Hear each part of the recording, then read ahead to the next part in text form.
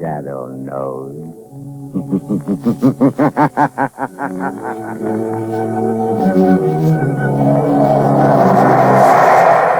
Blue Coal presents The Shadow, the man of mystery who strikes terror in the very souls of sharpsters, lawbreakers, and criminals.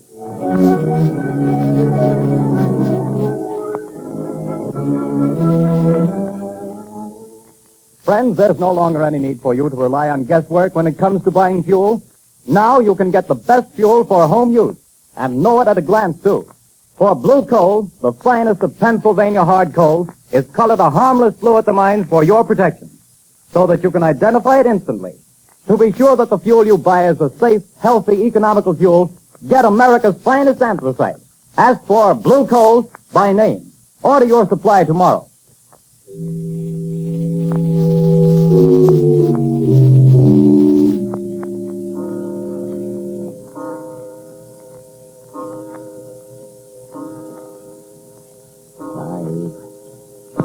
Arthur, don't. 7, 8, 9. This is the hour, my dear. I can't stand it, I tell you. Always at 9 o'clock it comes. But if I hear that horrible thing again, I'll go crazy. Oh, this awful house. But it's quiet, my dear. Way out in the country like this, I can install my laboratory here as soon as I get around to it. As for these strange sounds, well, haunted houses have always fascinated me. I've always wanted to meet a ghost, shake hands with him, invite him to tea. Stop talking like that. It's serious. Oh, I've tried to stand it for your sake, Arthur, but I don't know how much longer. My heart isn't strong, and I... Hear it? But that's only the wind, isn't it? No. It always starts like that. You know it does. Don't move. Listen. Arthur, it's coming. It's coming. It's coming. A ghost, eh? Well, we'll see. I'll meet him this time. I'll meet him halfway, too. Stop! Stop! Come. We'll both meet him. Give me your hand. No! Carolyn. Carolyn, it stopped. Can't you hear me? Goodness me. Has the shock killed her? No, her heart still beats. She's only fainted again. Just passed out again.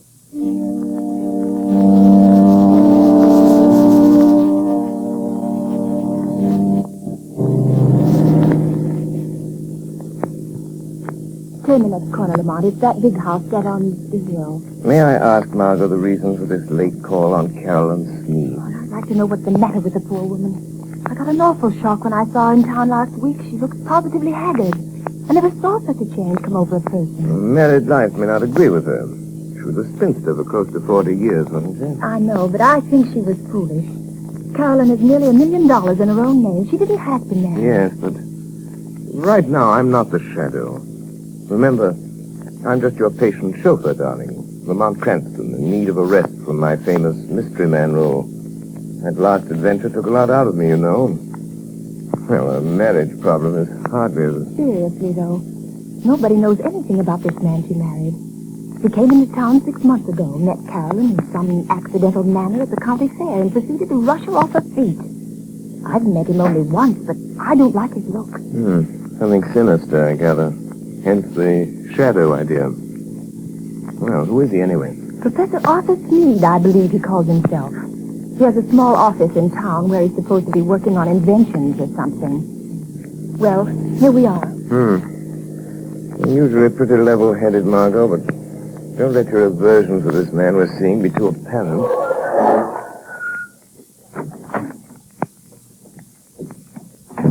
Dreary place, isn't it? I don't see any bell. I guess you're supposed to use the knocker. Here he comes. Well, who is... Oh, it's you, Miss Lane. Yes. Good evening, Professor Sneed. I hope we aren't too late. Too late? Too late for what? Why, I phoned Carolyn that we'd drop in just to say hello. Well, she didn't tell me. Carolyn isn't feeling well at the moment. I'm sorry. Good night. Oh, but please, I only want to see her for a moment. That is, unless it's something really serious. Well, it isn't as serious as she pretends to think it is, but, well, come in. Thank you. This is my friend, Lamont Cranston. Come in. I'm very happy to see Mr. Cranston. I've heard a lot about him. How do you do? You say Carolyn is ill? She didn't mention it when I came on suddenly. She's been in a nervous condition lately, but it's mostly imaginary. I made her go to bed. Well, would it be all right if I saw it? I suppose so. Go on up if you like. Well, thanks. I'll only be a few minutes, Lamont. What seems to be the trouble with your wife, Professor Sneed? Oh, she's run down, I guess. Frightfully nervous. She has some absurd notion that this place is, well, haunted. Haunted? It's only the wind, of course, and the creaking of an old house. Ghosts. She keeps talking about ghosts. And I can't persuade her that there are no such things. Of course, old houses have a habit of getting themselves haunted, Professor. As for myself, I'm not so sure there aren't such things as ghosts. But surely, Mr. Cranston... Oh, not the conventional sort, perhaps, but... I mean people's spirits. Souls, whatever you want to call them. Haunting the places where they've been unhappy. Very interesting, I'm sure. But a lot of tosh. I put no stock in it. No? I was just noticing that rather rare book on the table, Professor. Neuroses of Death. What? If you're interested in that, I'm sure you must be interested in ghosts. I understand its morbid analysis of the factors of violent death are quite interesting. What do you know about it? Oh, I read all sorts of things, Professor. Professor Sneed. Oh, yes, Miss Lane? Carolyn wants her sedative. Oh, yes. I'll go up and give it to her. Did you find her comfortable, Miss Lane? But I think Carolyn is seriously ill. Yes, but more nerves than anything. Excuse me just a moment, won't you? Lamont, there's something wrong here. I was afraid there was. I don't know what it is, but it's something terrible. What's the matter with Carolyn? Well, she hardly recognized me, and she talks like one in a trance, as though she were in the grip of some deadly fear. When I suggested sending the doctor over, she shook her head, but I'm going to just the same. I can't help feeling it's that man, her husband. Yes, he isn't very pleasant, is he? His skin has an odd pallor. You see it on men who've spent some time in prison. There are many little traits of his behavior that interest me as a psychologist. A remarkable man. But you don't know. I don't know. But I think we'll investigate this more or less formally, Margo. I'll visit the professor tomorrow at his office in town. If there are ghosts involved here, perhaps the shadow can bring them to light.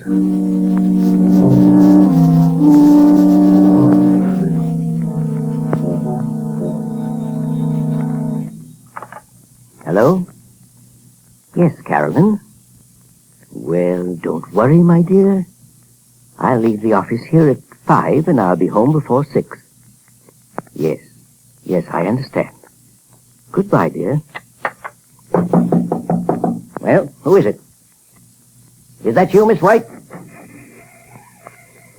Who's opening that door? Don't get up, Professor. I'll close it after me. What? I thought I might find you in. Who said that? Who are you? Your conscience speaking, Professor. Or have you a conscience? I'll show you what I've got. Don't excite yourself.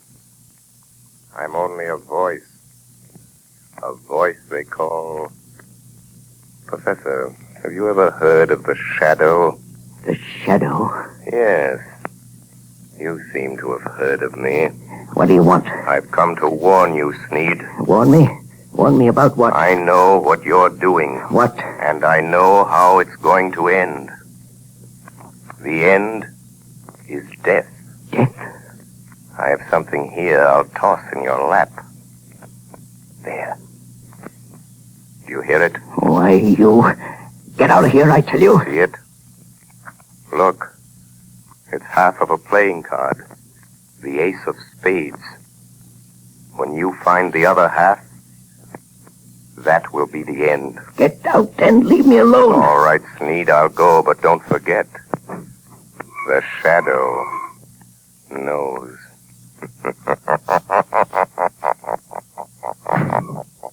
Trying to frighten me with his tricks. Oh, coming back, are you? Oh, it's you, Miss White. There are two gentlemen here to see you, Professor Sneed. Two gentlemen? Well, I'm not I expecting... guess you may remember us, Professor Sneed. Spike. Your old friends, Spike Collins and Mr. Wilson here. Yes, of course. Please take those circulars on your desk, Miss White, and mail them at the post office right away. Yes, sir. Lock that door, right? Okay. And what are you staring at, Sneed? We ain't ghosts. I thought you two were doing a stretch at Leavenworth. Yeah, we were. We framed a getaway. And now we come to see an old pal. Well, now listen, Spike. I'd help you if I could. Nuts. but- We've been watching you and we know your game. We ain't got no time to stall. This old dame you married has got plenty I of... don't know what you're driving at. Well, you'll know if we squawk about that dame you married out in Idaho that croaked without anybody knowing what was the matter with her. Cards on the table, Sneed. Is this one signed our money over to you? Yes. She fixed her will in my favor. Well, what are you doing to get her? Well, she has a weak heart, and I know. Playing ghost and scaring her to death, eh? That's too slow, Sneed. I got a better scheme. We break into the house. Stage your burglary, see? In a scuffle, the old dame gets shot. Dead. It's quick. No, you can't do that. No, you'll see.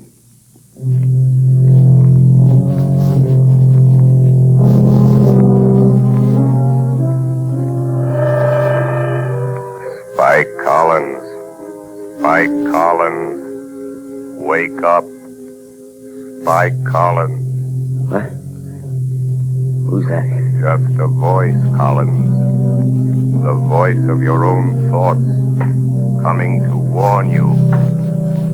No one but you can hear me. Your friend Sneed is going to double-cross you tonight. Sneed is going to double-cross you. It's your move. Be there to prevent him. Be there in time. 6 o'clock. Be there.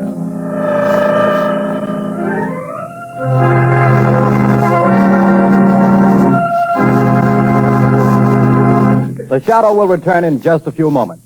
While we're waiting, ladies and gentlemen, I want to tell you about the ever-increasing popularity of blue coal, America's finest anthracite.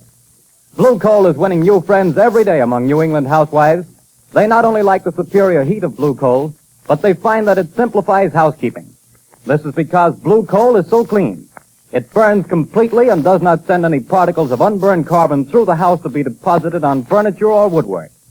The drudgery of daily cleaning is reduced to a minimum with this clean fuel.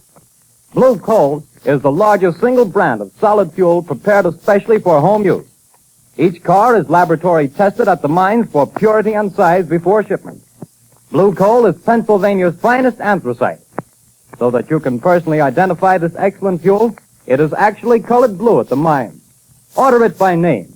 You will find the name of your nearest blue coal dealer listed in the Where to Buy It section of your classified telephone directory under the name Blue Coal.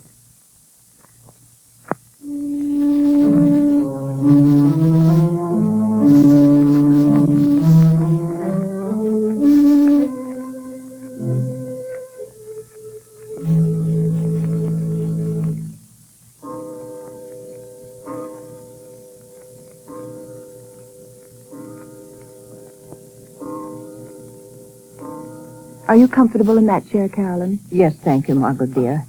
And I do appreciate your coming out here and staying with me. I'm glad to do it. But it's 6 o'clock. Your husband ought to be coming home pretty soon, shouldn't he? He phoned just before you got here and said he was starting. He seemed very agitated. Oh, he's a strange, unaccountable man sometimes. There are things about him I don't seem to understand. Yes, I know, dear. He has the car, I suppose? Yes, he's driving. He's probably on his way now. I've got to think. I've got to think of something. I know. We leave town. You're driving rather recklessly, Sneed. You again. I'm going to haunt you. Try to forget that I'm here in the rear seat, if it annoys you. No, don't look under the seat. If I could only see you, get my hands on you, I'd show you how much it annoys me. Shut up. I'm the voice of your conscience, Sneed. Perhaps you have a conscience. After all, I could choke that voice down your throat without any trouble to my conscience. if you only had the power of second sight, you could see me. That's an invaluable gift, Sneed, being able to see things that other men can't. Some people call it mental telepathy, some by other names. Remember, I can see the pictures you make in your mind. I told you about that. You can warn all you like. That's not evidence, not in court. A lot of wild guesses that don't mean anything. Well, doesn't it frighten you a little, Sneed? I simply will you not to see me, and you don't. Careful. There's a truck coming down the road. Better sound your horn. Good Lord, the fool's taking up the whole road. It's going to hit you. Look out! It's gone. There wasn't any truck there. No. I willed you to see it. And you saw it. No truck at all. Just hypnotism. Gosh, I'm having hallucinations. But that's the way to dispel hallucinations. Drive straight through them. Be careful. We're near your house, and this old mill road is tricky. What about it? Look, Sneed. There's a man in the road ahead of you. There is, eh? Really? Why, it looks like one of your two pals that called on you today. I knew he would be here, Sneed. Really?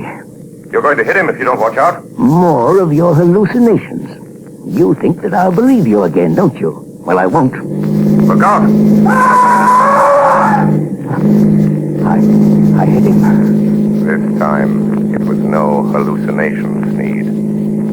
He was in front of you.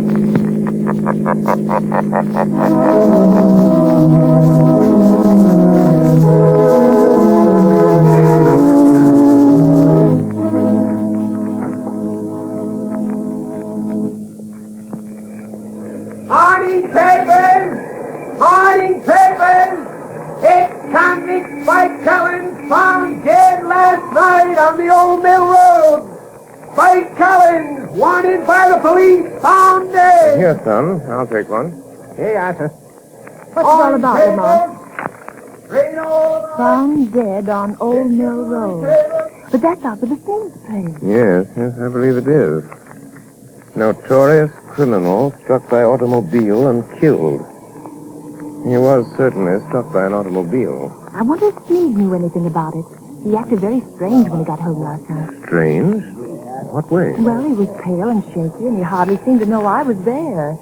He told Carolyn that he'd had a message from out of town, and they'd have to pack and leave. Oh, did he say when? Well, they thought they could get their trunks and things ready by this afternoon sometime. You're not going to let Carolyn go with him, Lamont. Not if I can help it.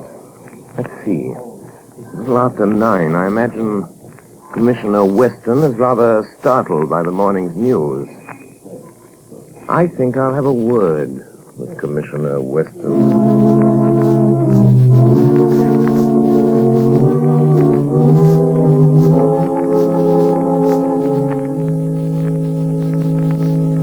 Commissioner Weston, they're sending Collins' body into the morgue. You went out there this morning and checked all details, Captain? Yes, sir, I did. And whoever hit him certainly smashed him up good. His face was all out of shape and couldn't recognize him. But we found these in his pocket. Now, let's see. A letter from his girl out west, looks like. Insurance policy. Library card of Leavenworth Penitentiary. And this ring, sir, that Collins always wore, with the figure 8 on it. Oh, yes. Well, it's a good job done, whoever did it. Tag that stuff and file it. Yes, sir. Let me know when the wagon gets here. Yes, sir. Police Department, Commissioner Weston speaking. Good morning, Commissioner. This is your good friend, the Shadow. Oh, yeah? Well, what the blazes do you want? To be of a little assistance. as usual. Yes, I see. I'm getting tired of this rigmarole, though heaven knows things happen when you phone. And what's the assistance today? Why didn't you investigate the ghost that haunts Sneed House, Commissioner, on the Old Mill Road? Well, you missed up on that one, Mr. Shadow. I don't put much stock in ghosts, but we went out there and checked up. Searched the house. There's no evidence. No? Go again today, Commissioner.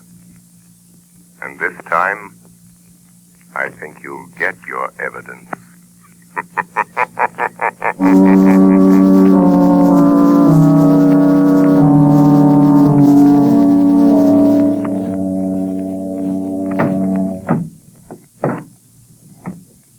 Is that the last trunk, Arthur? Yes. The expressman won't be here until 4. Another hour yet. Why don't you go up and lie down a while, Caroline, Yes, I will. I'll try to sleep a little now that it's daylight. You told the milkman we wanted to pay him. He's coming back before we leave. Good. Well, that must be him now at the back door.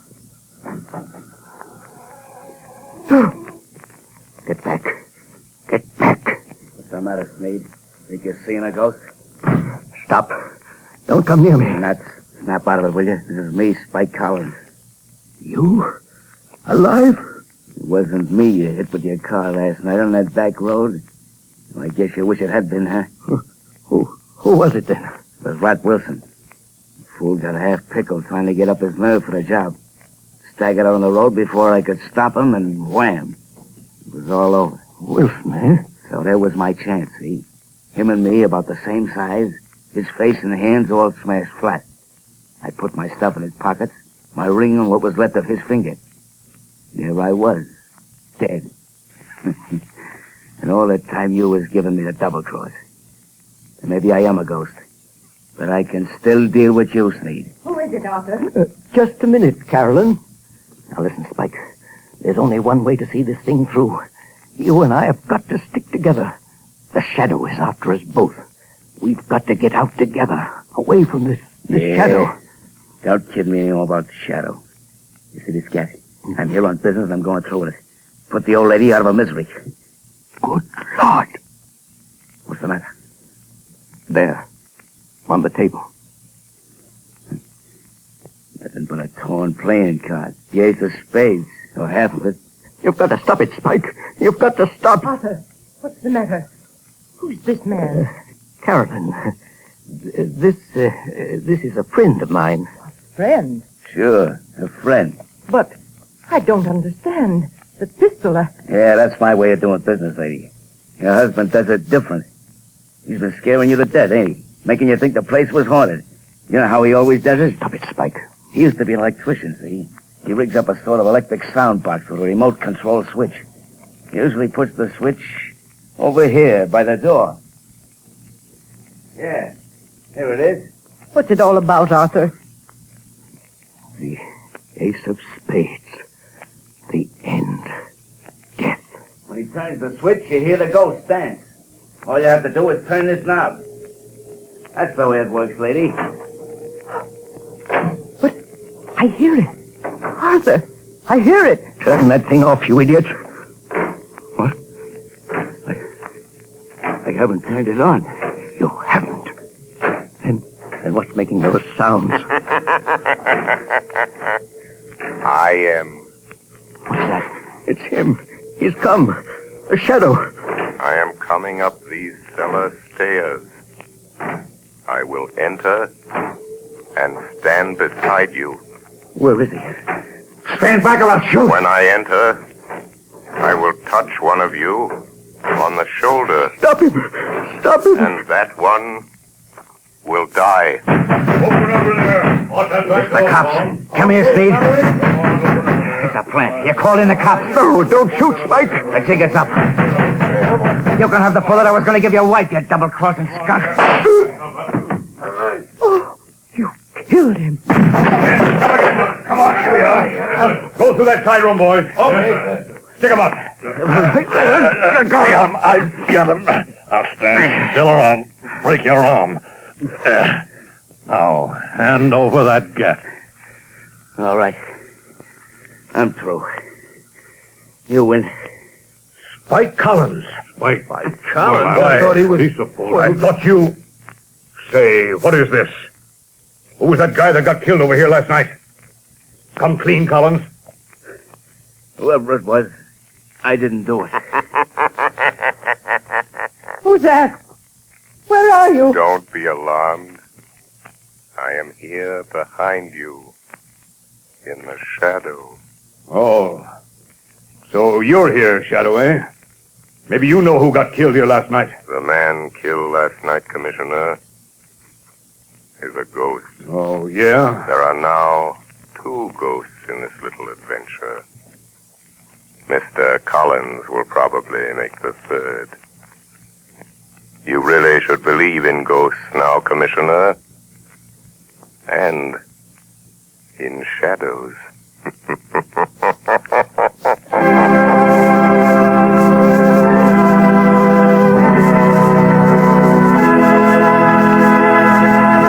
And now, before today's adventure with the Shadow comes to a close, John Barclay, Blue Coal's own heating expert, is here to give us another of his practical talks on automatic heating.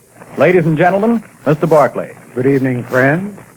In former Sunday night talks of mine, I've shown you the importance of having the temperature of the home properly controlled with a Blue Coal automatic heat regulator. That is, in terms of health and convenience. Now, tonight, I'm going to give a 3rd important reason for automatic heating: economy. Most authorities will tell you that the proper degree of heat in the home is 70 degrees. But naturally, you can't by hand keep your fire from giving off more than 70 degrees of heat. But the Blue Coal automatic heat regulator can and does. But here's how that saves you actual fuel dollars. Heating engineers have discovered that for every degree you raise the temperature above the desired 70 degrees, your fuel goes up in cost 1.5%. So you see, friends, by automatically shutting off that heat, that extra wasteful, unhealthy heat regulator automatically saves on fuel costs. Why not investigate this Blue Coal heat regulator further?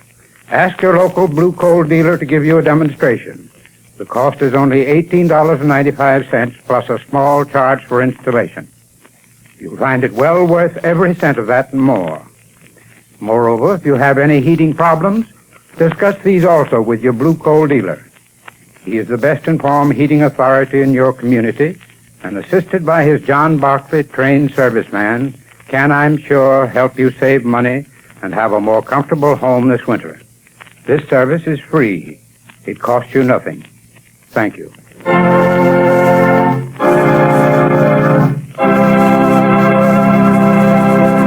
The Shadow adventure you have just heard is copyrighted by the Shadow magazine. The characters in this story are entirely fictitious. Any similarity to persons living or dead is purely coincidental.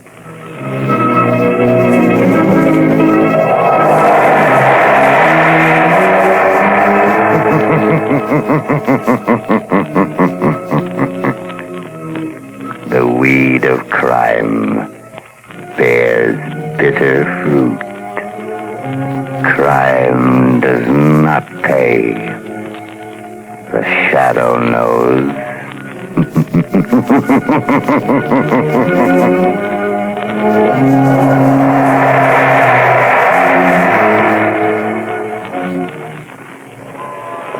Extra! Hear all about it! Next week, same time, same station.